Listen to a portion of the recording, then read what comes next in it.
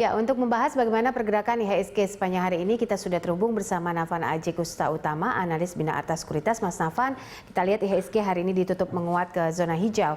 Menurut Anda apa saja sentimen yang sampai sore ini berpengaruh di lantai bursa? Oke, di sini menariknya untuk penguatan IHSG sebesar 0,56% tersebut, itu ternyata investor asing tercatat mengalami net buy, foreign net buy tersebut sebesar 4,75 triliun. Berarti memang faktor tersebut berkaitan dengan misalkan dari adanya perkembangan positif dari yang kinerja data makroekonomi domestik, misalkan berkaitan dengan stabilitas inflasi, kemudian juga berkaitan dengan kinerja manufacturing PMI di tanah air yang menunjukkan tanda-tanda yang semakin ekspansif, dari angka 52,2 dari 51,3 begitu ya. Itu pun juga memberikan katalis positif bagi ISG ya kalau dari domestik.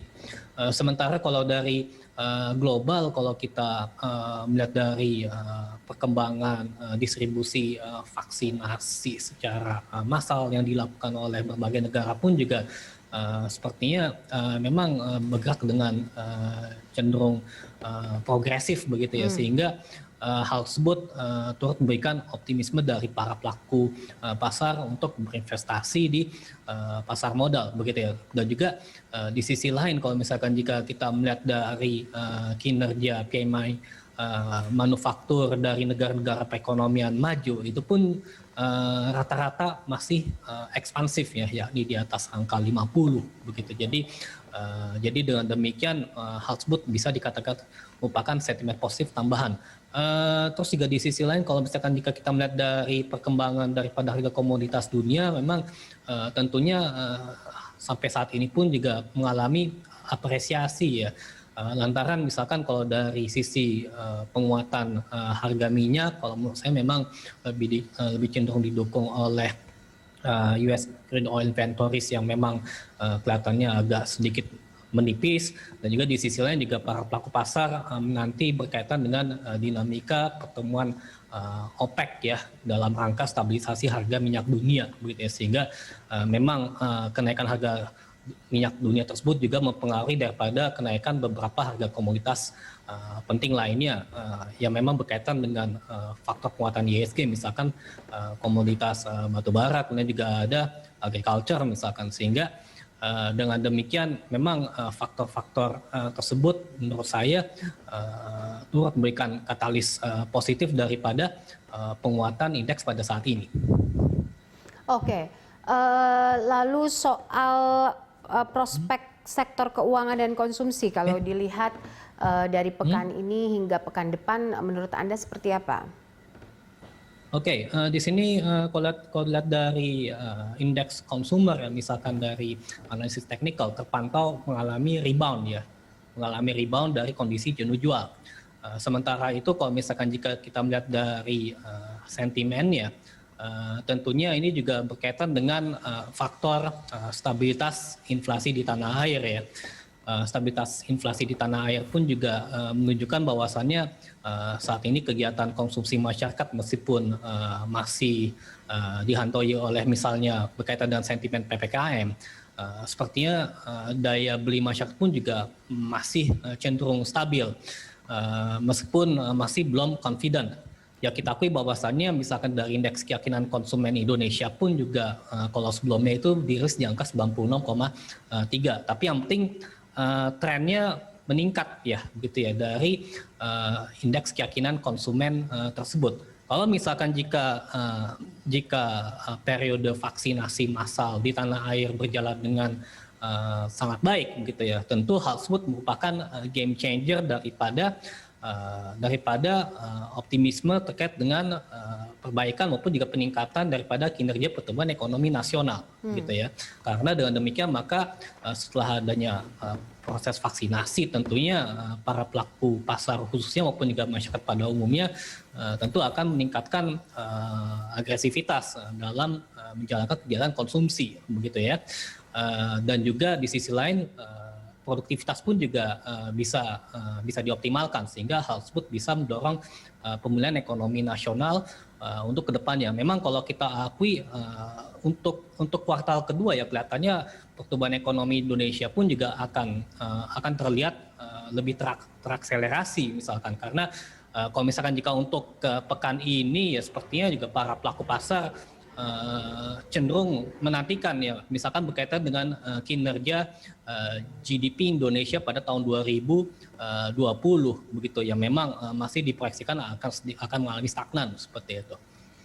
Baik, untuk prospek emiten batu bara sendiri dan juga industri dasar seperti apa, Mas Nafan? Oke, di sini kalau untuk kaitan batu bara ya, saya pikir di sini pergerakan Cowley Castle masih menunjukkan tanda-tanda konsolidasi ya begitu. Tapi karena terlihat adanya pola mirip bullish harami, maka dari itu seyogianya Cowley Castle bisa menyentuh ke level 80 sebagai resistance pertama dan 85 sebagai resistance kedua. Kalau saya cermati bahwasannya tren dari kenaikan harga batu bara pun juga tentunya juga didorong oleh misalkan berkaitan dengan euforia perayaan Imlek misalkan. Kemudian juga di sisi lain berkaitan dengan kinerja manufaktur di Tiongkok pun juga masih sangat ekspansif. Bahkan juga kinerja pertumbuhan ekonomi Tiongkok pun juga lebih cenderung V-shape begitu ya. Jadi otomatis hal tersebut merupakan sentimen positif bagi batu bara. Kemudian juga kalau misalkan jika dari domestik ya, kita juga menanti berkaitan dengan komitmen pemerintah dalam rangka akselerasi hilirisasi gasifikasi secara nasional begitu ya, karena memang kita akui gasifikasi inilah yang akan bisa mengubah batu bara menjadi dimethyl ether. Kalau yang saya ingat itu tentunya dalam rangka mengganti daripada LPG, karena memang selama ini kan kita mengimpor LPG, jadi dengan adanya gasifikasi tersebut kita akan berhasil mengurangi ketergantungan impor pada LPG, sehingga gasifikasi dari batu bara ini pun juga akan membuat prospek daripada emiten batu bara pun juga akan lebih prospektif pada tahun ini karena capex akan meningkat. Sementara kalau misalkan jika dalam hal industri dasar, kalau saya melihat dari trend indeksnya lebih cenderung mengalami fase bullish consolidation ya begitu ya. Jadi harapannya bisa menyentuh ke level 1020 sebagai level resistance-nya. Sementara itu kalau saya melihat misalkan dari katalis positifnya, tentunya kita kembali kepada indeks PMI manufacturing di tanah air yang memang saya katakan kembali lebih cenderung semakin ekspansif begitu ya, yang ditandai dengan meningkatnya penetrasi ekspor luar negeri misalkan. Kemudian juga kita juga melihat adanya potensi daripada sovereign wealth fund yang akan dibentuk oleh pemerintah dalam hal untuk meningkatkan foreign investment dan sebagainya. Ini juga tentunya kalau menurut saya hal tersebut bisa mendorong industri dasar tersebut bisa optimal berkembang. Nanti kalau misalkan jika ditambahkan dengan misalkan kegiatan konsumsi atau daya beli masyarakat yang mulai pulih yang ditandai dengan membaiknya kinerja IKK, tentunya nanti sektor industri dasar pun juga akan semakin optimal lagi dalam hal perkembangan tersebut begitu, sehingga kalau secara indeks memang semestinya dari bullish consolidation bisa menuju ke uptrend seperti itu. Baik, dengan kondisi wacana lockdown dan juga evaluasi PPKM Jawa Bali, ini seperti apa investor merespon hal ini dan seperti apa peluang IHSG untuk esok menurut Anda, Mas Nafan? Oke, di sini kalau saya cermati ya, para pelaku investor tentunya mencermati mengenai dinamika perkembangan mutasi dari COVID-19 itu sendiri. Memang dengan adanya varian terbaru dari COVID-19 tersebut pun juga tentunya menyebabkan negara-negara menerapkan kebijakan lockdown. Sementara kalau di Indonesia masih tetap mempertahankan untuk berkaitan dengan penerapan kebijakan PPKM. Ya memang tentunya dengan adanya kebijakan PPKM tersebut memang sepertinya memang bisa berpotensi menghambat daripada kenaikan tingkat inflasi inti yang berhubungan dengan daya beli. Tapi kalau misalkan kita melihat dari misalkan sentimen luar negeri, market juga menanti berkaitan dengan stimulus fiskal dari Biden yang memang saat ini sedang dibicarakan dengan Senat sebesar 1,9 triliun dolar AS tersebut. Kemudian juga kalau saya ingat memang terdapat data PMI Services di Amerika Serikat yang memang proyeksinya menunjukkan semakin ekspansif. Tentunya ini juga bisa memberikan katalis positif bagi bursa di Wall Street ya. Jadi dengan demikian maka dengan membaiknya kinerja bursa Wall Street tersebut tentunya akan memberikan efek domino ekonomi yang positif pada pergerakan IHSG pada hari besok. Untuk analis teknikalnya saya melihat IHSG di sini pada daily chart membentuk pola yang mirip dengan namanya bullish inside bar. Jadi secara teoritis hal tersebut menunjukkan ada potensi penguatan pada IHSG untuk besok hari. Jadi didukung dengan sentimen tersebut ya saya pikir mudah-mudahan penguatan tersebut niscaya bisa tercapai pada hari esok.